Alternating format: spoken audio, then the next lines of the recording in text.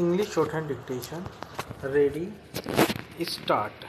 The NDC is a political body and that is its strength. Here we are gathered in this room representing a diverse set of political backgrounds, views and ideologies. However, we are all, I believe, in agreement that economic development and the prosperity of every citizen is a collective national goal. Over the last 2 days, I have heard this resonate from every speaker, and it is heartening that political differences will not come in the way of achieving our common objective of building a prosperous, inclusive, equitable, human, caring and just India. While we have noted each and every suggestion made by the chief ministers and will take due note of them, I would like to dwell of them. A number of chief ministers have expressed concern about issues relating to state finances, particularly the effect of the recommendations of the 12th Finance Commission, the level of permissible market borrowings and interest cost on borrowings. Some have raised issues related to mineral royalties and externally added projects. The finance minister in his intervention has touched upon these, and I believe that he will work to allay any apprehensions that may exist. Healthy state finances are as important as healthy central finances, and fiscal prudence and stability must be our joint endeavor. Agriculture and irrigation have indeed been a common priority in all the chief ministers' interventions, and rightly so. Rejuvenating our agricultural credit system, providing some measure of relief to farmers, improving the quality of our extension work, attending to the specific needs and problems of dry lands and wastelands, and enhancing investments in irrigation have emerged as common concerns.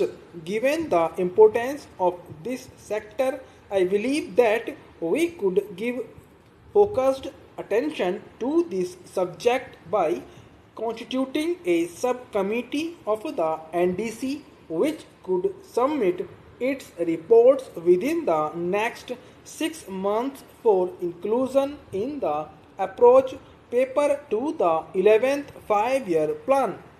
I propose therefore that we agree to the formation of a subcommittee of the NDC for drawing up implementable action plans in agriculture and related issues. With your approval, I will constitute this subcommittee immediately with the agriculture minister as chairman, so that the work can be in right earnest and we can benefit from their wisdom while framing the 11th plan for our growth oriented economy of the future as such.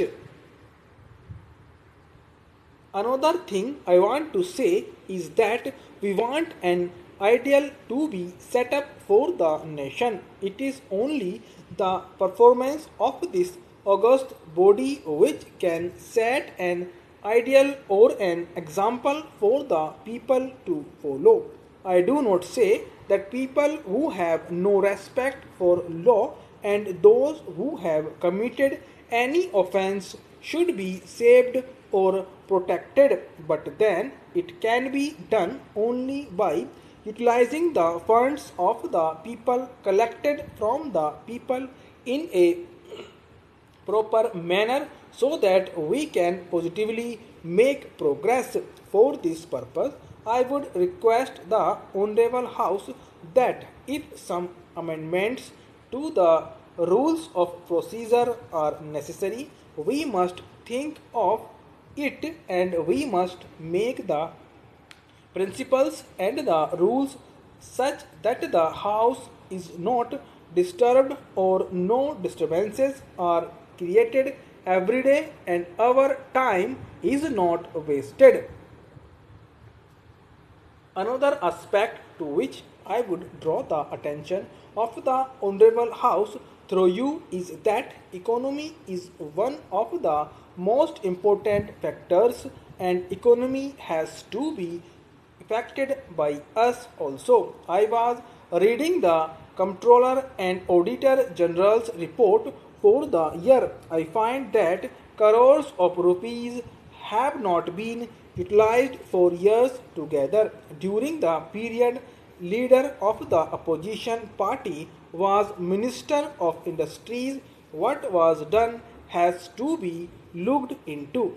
I would draw the attention of the Honorable House to the fact that if you read the whole book, you will find no manual of accounts, no statements, and no documents reconciling the actual expenditure made and nothing could be done. You will find in this a large number of such items involving crores of rupees.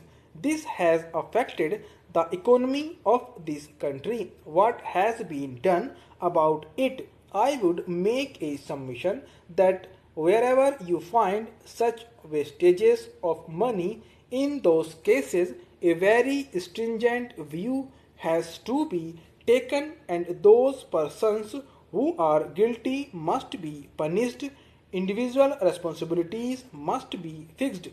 That is why every time we are finding this criticism in this august house that the public enterprises are not making any profit, they are running in loss. It is a must that the guilty must be punished because we are wedded to the principle of socialism and we want the poorer people of this country to come up. But with this sort of performance, it is impossible. The high ups or low ups, I do not know.